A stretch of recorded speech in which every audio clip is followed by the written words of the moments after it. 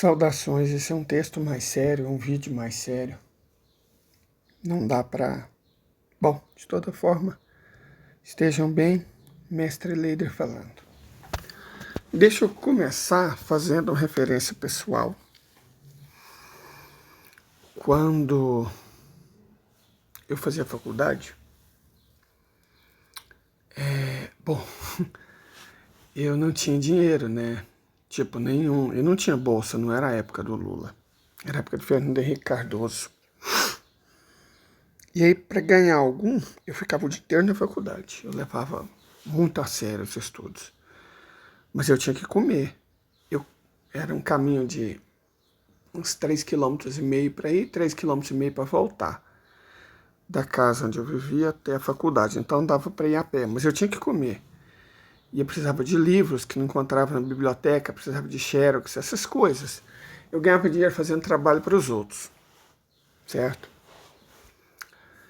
E, bom, eu fiz trabalho para todo tipo de curso. Fiz TCC para agronomia, para pedagogia, psicologia, economia, história, serviço social. Mas uma das coisas mais interessantes que eu fiz foi para uma guria, muito bonita, por sinal. Hoje ela é até blogueira. Isso eu já tinha formado, mas eu ainda fazia esse tipo de serviço. Sobre antropologia. E aí eu aprendi o termo bricolagem, que é o que eu estou fazendo aqui. Bricolagem é no sentido de colar pequenos textos, só que eu estou fazendo com vídeo. Por que eu estou fazendo uma bricolagem colando trechos de vídeos? Por dois motivos. Primeiro é porque, gostando ou não, algumas coisas não são muito bem quistas pelas empresas de mídia. E não vou chamar de censura, vou chamar de um cuidado demasiado das corporações com alguns pontos de vista. E segundo, porque é um exercício de modéstia básica. Falo isso porque, evidentemente, existem pessoas muito mais preparadas, que sabem muito mais do que eu para dizer as coisas. Então, por que eu vou falar algo que alguém é capaz de falar muito melhor do que eu, com muito mais conhecimento, com muito mais propriedade? Não faz sentido. Só para ouvir o som da minha própria voz? Não faz sentido. Certo? Então, o único trecho que eu vou deixar a narração da própria pessoa é o que vocês vão ver agora, do rapaz da FEPAL, a Federação Árabe Palestina. O nome deste homem é Marcos Feres. E não é difícil você achar ele internet adentro. Ele é muito lúcido. Muito lúcido. Ele tem um conhecimento muito grande de história e como as coisas funcionam. Por favor, ouçam-no. Expulsar 2,2 milhões de palestinos de Gaza para anexar. Os caras calcularam o valor disso. Custaria entre 20 e 30 bilhões de dólares. Bilhões de dólares para Israel. Mandar todo mundo para o Egito. Isso é um crime, cara. E o genocídio que eles estão cometendo... Por que você acha... Isso é uma teoria minha, tá? Tá. Por que você acha que os caras estão bombardeando tanto? Não sei. Pra destruir tudo. E aí vai chegar no fim das contas e vai falar assim, putz, não tem mais Gaza. Não é melhor vocês irem lá pro Egito? Lá no Egito tem 6 milhões de habitações vazias. A gente paga pra vocês. Olha como nós somos bonzinhos. Vamos lá pro Egito. Gaza aqui virou uma merda mesmo, tal. Vai embora.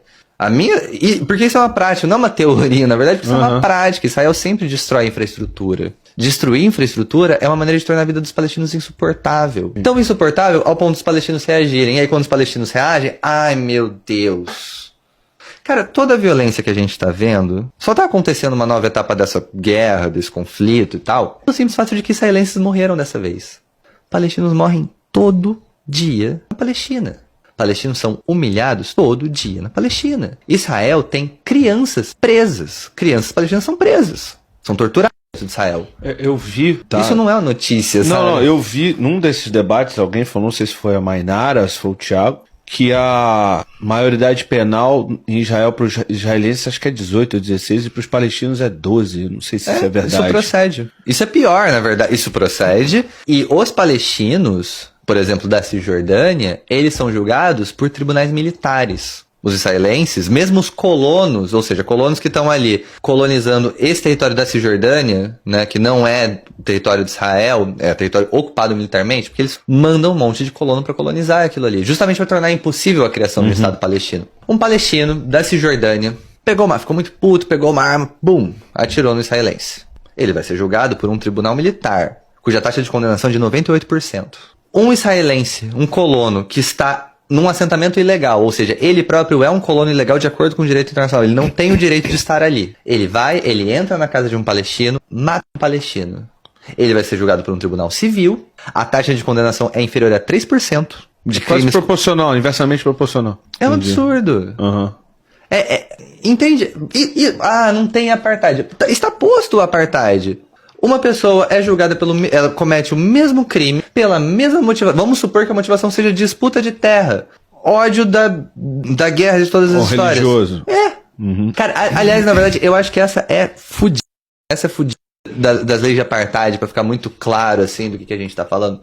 Existe uma lei em Israel que autoriza que certas habitações, né, conjuntos habitacionais e tudo mais, possam estabelecer comitês de admissão. O nome da lei é Lei dos Comitês de Admissão. O que essa lei diz? Então não é o Estado de Israel que está dizendo, mas o Estado de Israel permite que essas regiões, esses espaços comunitários de habitação, Sim, criem esses comitês de admissão. Qual é o poder que esses comitês de admissão têm? De rejeitar uma pessoa de morar lá, a partir do critério que ela bem entender. Então, se eu tenho uma comunidade habitacional, vamos supor, aqui é um condomínio. E aí, vamos supor, junta você, seu vizinho, tudo mais, então vocês montam um comitê de admissão. E aí vocês falam assim, putz, aí eu vou bater na porta e falo assim, pô, cara, quero comprar uma casa aqui, quero alugar aqui e tal, não sei o que lá, posso morar? Aí o comitê de admissão fala assim, não, você é árabe, aqui a gente não aceita árabe, não. Pronto, não posso morar. Então, o Estado de Israel, por força de lei, autoriza que esses comitês de admissão rejeitem uma pessoa pela raça, pela etnia, pela religião dela. Olha que coisa mais absurda. E é lógico que isso não vale para os judeus, né? Então, assim, é uma loucura. É um nível de deturpação da realidade que algumas pessoas fazem por aqui, inclusive no Brasil, que é assustador. Que é uma negação dos fatos, sim, das leis que estão postas. Evidentemente, eu sei que esse assunto causa muita comoção e muita gente, sinceramente, sofre com as imagens que vêm daquela região. Por isso que eu evito. Na verdade, eu não mostro. Não só aqui, onde a gente, de fato, não pode mostrar. Eu tomei um strike, cara. Tomei um strike, camarada. Porque eu coloquei uma fala de um Nobel da Paz. Eu coloquei uma fala dele, eu tomei um strike por causa disso. Porque eu coloquei a fala de um Nobel da Paz.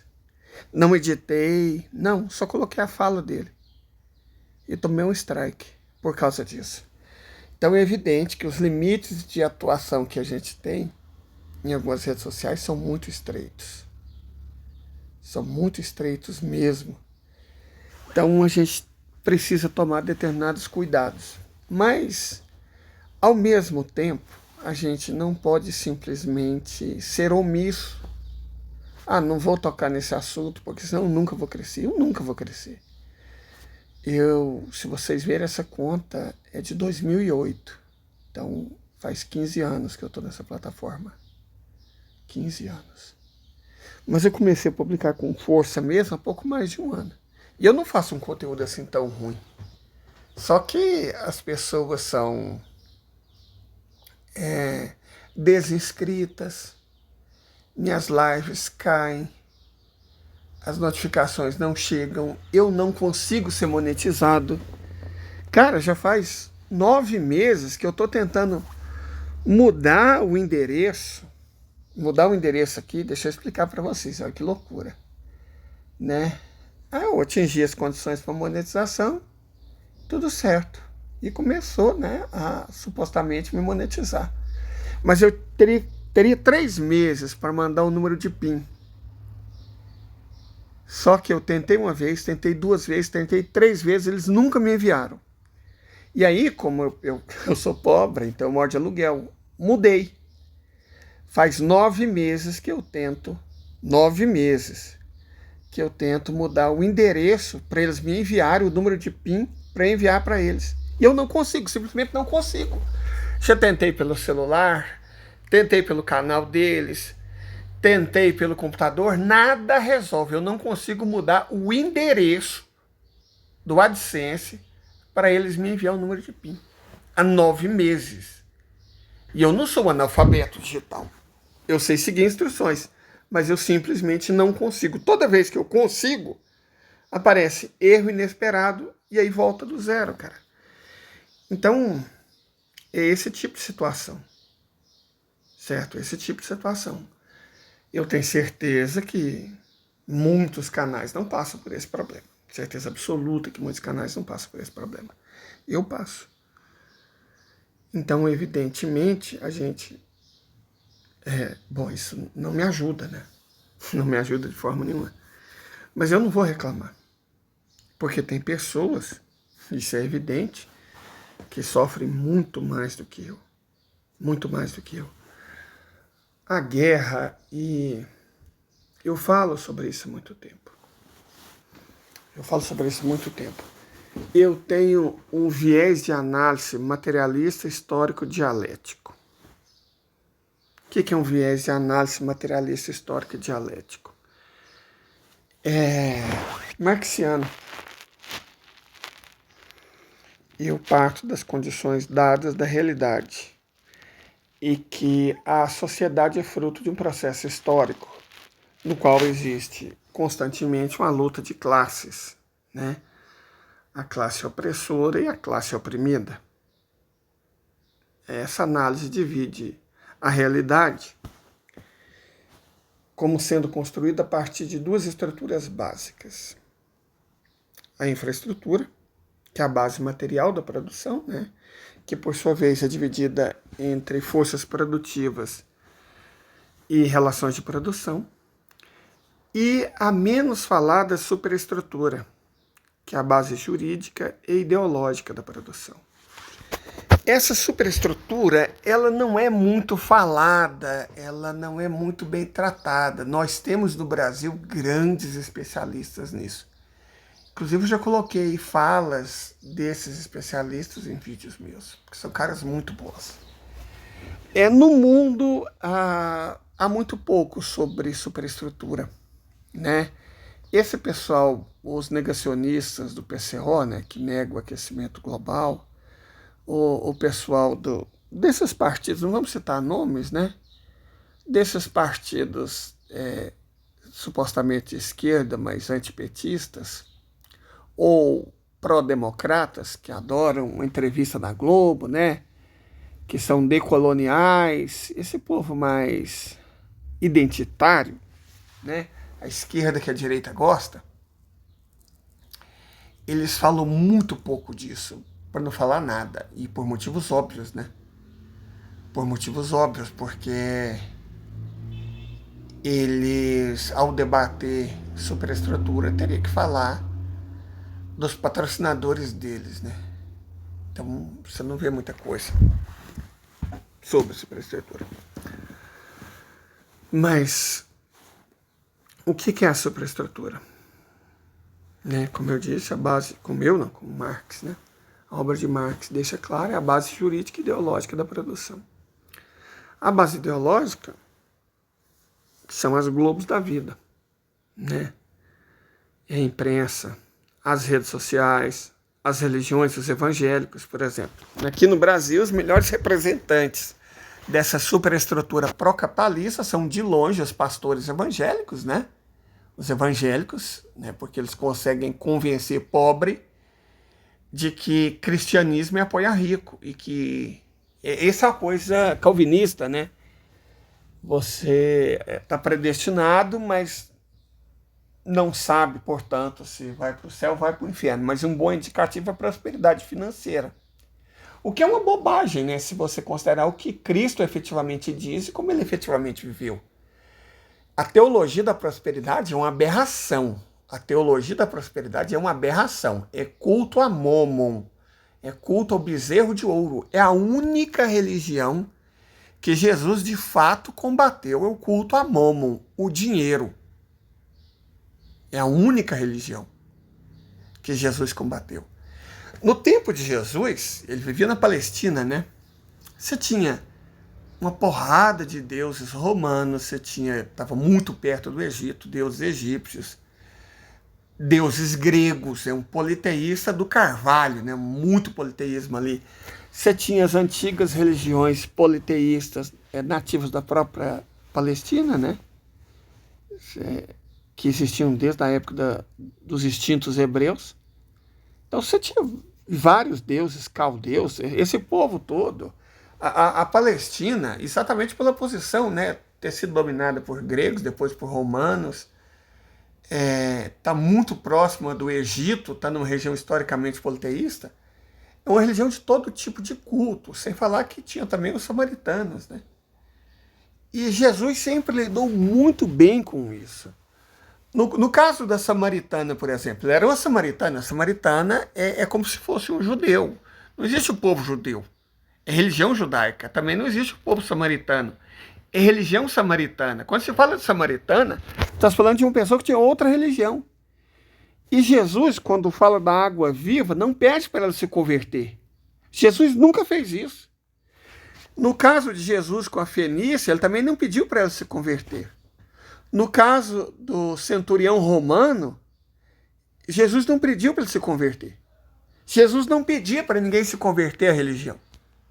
A única religião, repito e reitero, que Jesus combateu foi a de Mammon, o dinheiro, que é a que segue esses pastores e a teologia da libertação. É o culto ao dinheiro. É o culto ao dinheiro. As pessoas vão atrás de dinheiro e os pastores cobram 10% mais ofertas para vender essa ilusão. E aí você cria esse pensamento de dinheiro, de direita, né, que culminou no bolsonarismo. É sobre isso. Os coaches, as redes sociais, igual aquela que só vende felicidade, como se todo mundo fosse feliz, né, aquela rede social que está todo mundo bem, todo mundo magro, todo mundo bonito, todo mundo em lugares maravilhosos, né? Faz parte do aparato ideológico. Faz parte do aparato ideológico. O aparato jurídico é o Estado, certo? O aparato jurídico é o Estado, que serve, evidentemente, a essas corporações. O aparato jurídico é muito importante para dar a impressão que a Irlanda é a nação mais rica do mundo, para fazer todo mundo esquecer. Como é que eles chamam a roubalheira mesmo? O escândalo das americanas. Você fala de americanas como se não existisse 3 pessoas responsáveis por isso. 3 caras que moram na Suíça, moram em Mônaco, e não vai acontecer nada com eles, cara. O prejuízo de 50 bilhões ficou para a viúva, ou seja, para todos nós pagarmos. Eles enriqueceram, compraram uma estatal brasileira na época do governo Bolsonaro, com o dinheiro que hoje a gente sabe de onde veio, e vai ficar por isso mesmo. Não está ninguém falando nada, não estão sendo processados. Estão de boa aí, ó, curtindo os bilhões deles. Isso é o capitalismo. Isso é superestrutura. A luta, eu reitero, a luta não é entre judeus e muçulmanos. Nada poderia ser mais falso e mentiroso. Não existe luta entre judeus e muçulmanos. A luta não é sequer entre árabes e israelenses. A luta, eu já disse várias vezes, é do capitalismo contra todos nós. Certo? O Estado de Israel é, junto com os Estados Unidos, Estado, a personificação do capitalismo. Certo? O que é o Estado de Israel? Um ente colonialista. Colonialismo, que é coisa mais capitalista do que colonialismo, foi assim com o capitalismo surge, com o colonialismo. Já viu a relação entre o nosso ouro e Portugal? Ou entre as riquezas dos astecas, dos maias, dos típtias, dos incas, que foram parar todas na Espanha? Como é que você acha que a Europa ficou rica, se lá não tem mina de ouro? Se lá não tem riqueza? Ficou rica colonizando, ou seja, roubando todas as terras, todas as riquezas, destruindo as civilizações que existiam no continente americano. Certo? Foi assim que ela ficou rica. Foi assim que a Europa enriqueceu. Foi assim que o capitalismo foi construído. A partir do colonialismo. E o que nós vemos, essencialmente, em Israel? Colonialismo. Europeus americanos, né, principalmente, né, de religião judaica, que foram mandados para colonizar um pedaço do território asiático. A gente tem que se lembrar disso. Às vezes a imprensa, a mídia, né, as redes sociais são tão...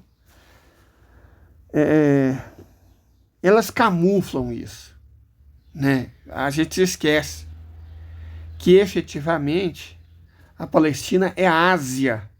Então, um território asiático colonizado por europeus de religião judaica. Mais algumas pessoas, né, talvez árabes e alguns africanos. Mas a Golda Meir, por exemplo, parece que até fizeram um filme, uma propaganda, né, sobre ela. A Golda Meir, por exemplo, ela não gostava. Ela até sugeriu que se fizesse uma política para evitar que judeus... Golda Meir era ucraniana, né? Golda Meir era ucraniana. Ela era ucraniana. E ela tinha uma noção de... Ela era racista, né? Não pode falar muito essa palavra aqui não, porque... mas ela era. Ela era assim, não era só uma supremacista da religião, ela era supremacista da raça. A gente vê esses batalhões Azov, esses Pravda Sector, e a gente entende qual é a da Ucrânia, né? Tá muito óbvio, tá muito evidente qual é a da Ucrânia. Golda Meir era só mais uma ucraniana. Muitos. O Bibi não, ele é israelense da gema, ele é de Tel Aviv. Ele é de Tel Aviv.